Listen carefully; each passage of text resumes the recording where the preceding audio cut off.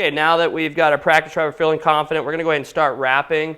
I'm going to start with our hook keeper here. So we're going to check our thread tension, make sure we have a nice steady thread tension, not too hard, not too light. We're going to put it through our little line guide here. This helps steer things the direction we want to go.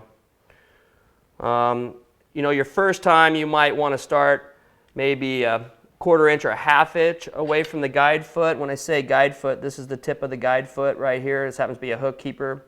This is what we call the foot. You know, the farther you are away, the larger it looks, and if you're happy with that, that's fantastic. For this purposes, we're going to start a little far away. So that's about a 1/4 inch or so. I'm going to go ahead and wrap over the top of it. I'm forming an X here, which is either a 1/2 hitch or, you know, an X just wrapping over it. So we've wrapped over it 3 times. And we'll go ahead and do it 4.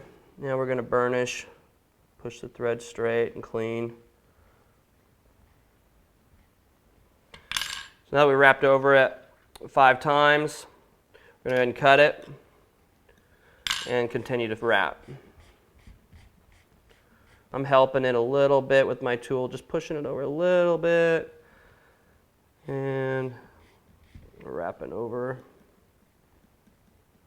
So we're about maybe 5 or 6 wraps from finishing it. We want to finish this just before the hump starts going upwards. We want our thread to lay flat on the blank as Y. So we get 5 or 6 wraps before the end. We want to put our pull through or our loop through. Again, you can use your thread tag ends here or whatever, about 5 or 6 inches. You make a nice easy loop. I like to keep it nice and even. And we're going to place it underneath the thread, going towards the guide or the ring of the guide, always working the loop away from where you started. You want to place it, if at all possible, on the opposite side of where your guide is. So the guide's down here and my loop started up here on the opposite side. This is so that you have a nice, steady, even tension. If you try to put it over here, because of the height of the guide foot, it's going to become a little loose, and when you pull it through, if there's no tension, it comes unwound. You got to do it over again. It happens, so. Well, now we're wrapping over this 3 times, 4 times, 5 times. We'll do just a little bit of burnish. And again, we'll double check. I'm a little close, so I'm going to pull my loop over a little bit, and it's easy to do just like that. Now I'm confident I'm on the opposite side.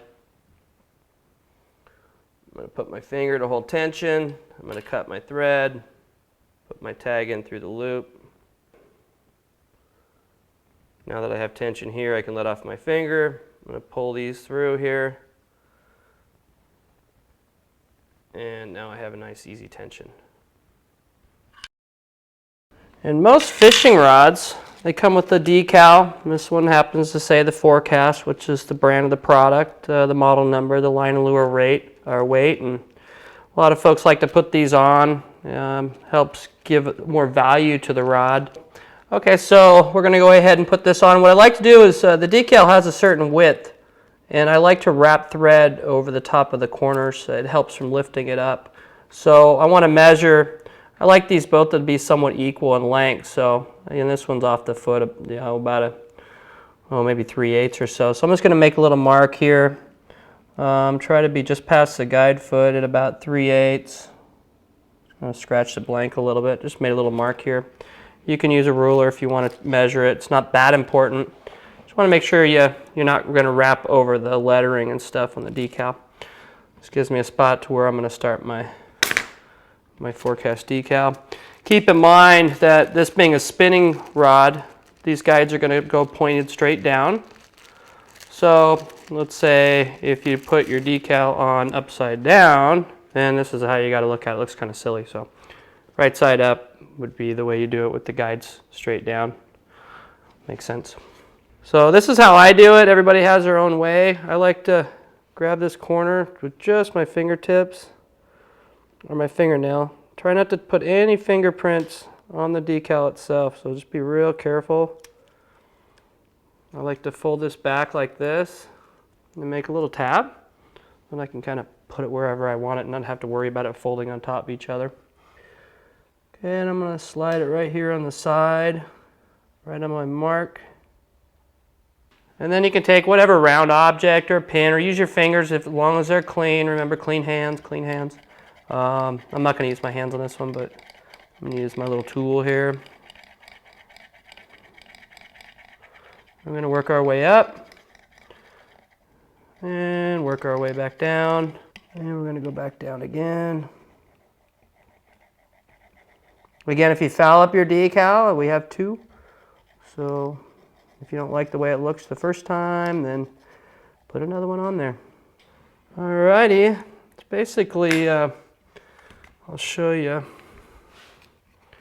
You can see with the rod pointing down, because this is a spinning reel, that everything's reading, on the side. And you can put it on top if you want to. I like to put it on the side. That way when I'm holding it, everybody knows that I have a forecast rod. Looks cool. Is that, what are you using over there? No, a forecast. And remember when I said we left this little bit of overhang here so we can wrap over it, making it the same length of here, so I marked it. So now I know I can start my thread and have it the same width as this one so it looks cosmetically correct. Plus I'm wrapping over this corner so it doesn't want to lift up ever, as well as it hides one of the seams. Okay, now we have this overhang here. We're going to wrap over. It looks like about, like I said, about 3/8 off the tip of this guide foot, so we're going to extend it about 3/8, which is perfect. You could measure if you needed to.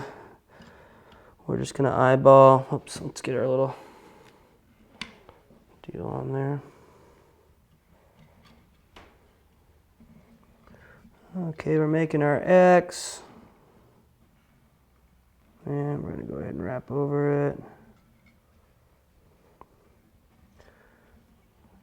And again, this just hides that seam and helps it from lifting when you put your glue, your finish epoxy on here, your wrap epoxy. There we go.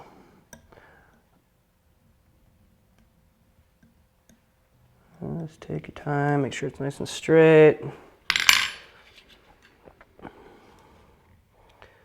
And we'll just cut that, get rid of that. Wrap up the guide foot.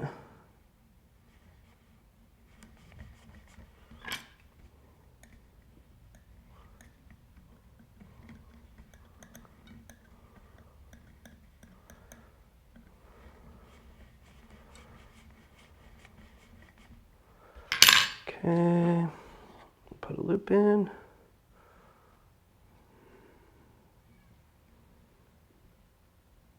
Opposite side. Wrap over 4 or 5 times.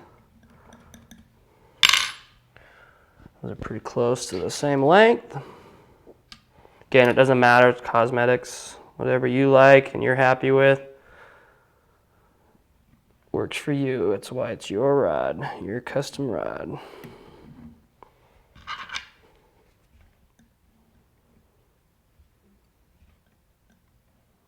Burnish our threads.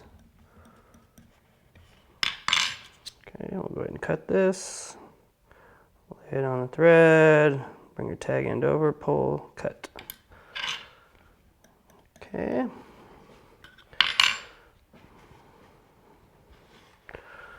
Okay, we'll come to the other side here and do a little cosmetic trimming on this one.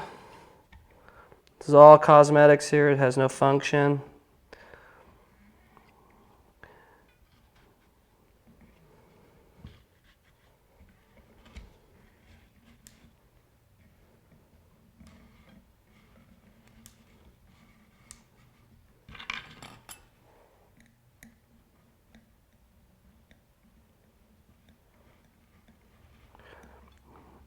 So just wrap over that decal just a little bit.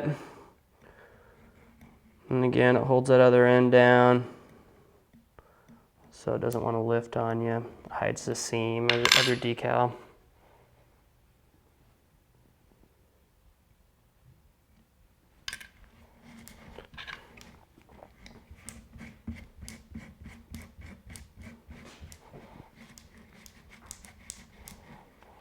Make this as long as you want. I'm just gonna basically match them at this point. It's good enough. We're just gonna go ahead and cut that off.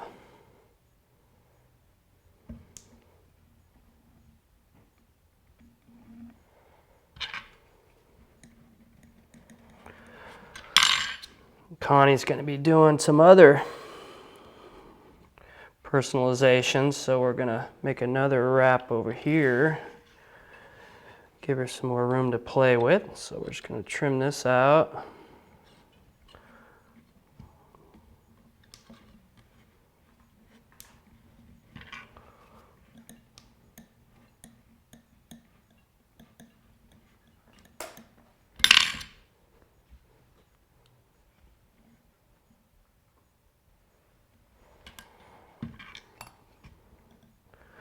Again, take your time.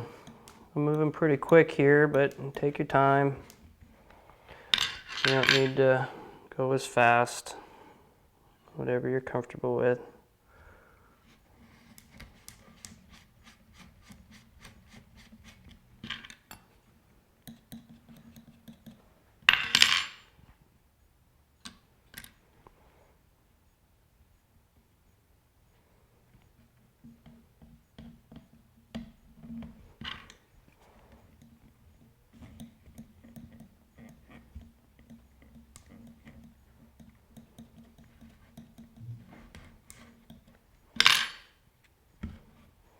And we'll go ahead and cut that thread.